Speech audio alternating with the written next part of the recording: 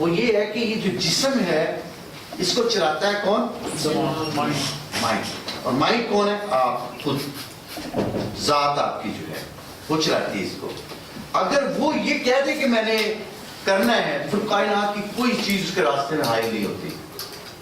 اگر یہ کہہ دے کہ نہیں تم سے نہیں ہوگا اور تم مان لو اس بات کو، اگر فرض کرے، پھر آپ کچھ نہیں کر سکتے زندگی کے اندر.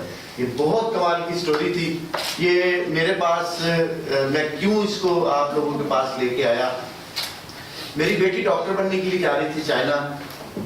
تو میں نے دیکھا اسلام آباد ایئرپورٹ کے اوپر سے ہم نے پرواز کرنا تھا، تو ہم اس کو چھوڑنے کے لیے گئے.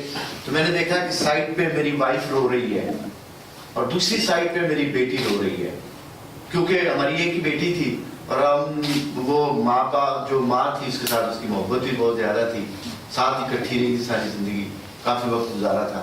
تو اب وہ میں نے کہا کہ اچھا یہ نہ ہو کہ یہ کسی وجہ سے یہ کہہ دے کہ نہیں میں نے نہیں جانا.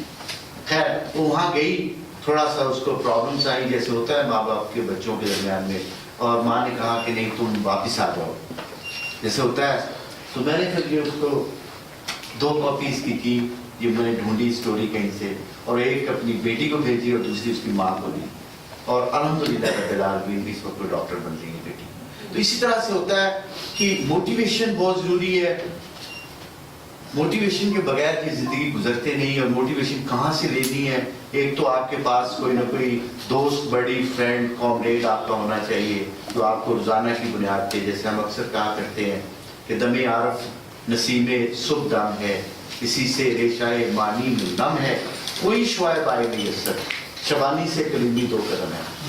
تو آپ کی زندگی میں کوئی نہ کوئی شعائب آنا ضروری ہے جو آپ کو موٹیویشن دے، جو آپ کے اندر جو چیزیں پڑی ہوئی ہیں اس کو ایکسپلور کرے اور آپ کے سامنے وہ لا کے رکھ دے. ٹھیک ہے جی.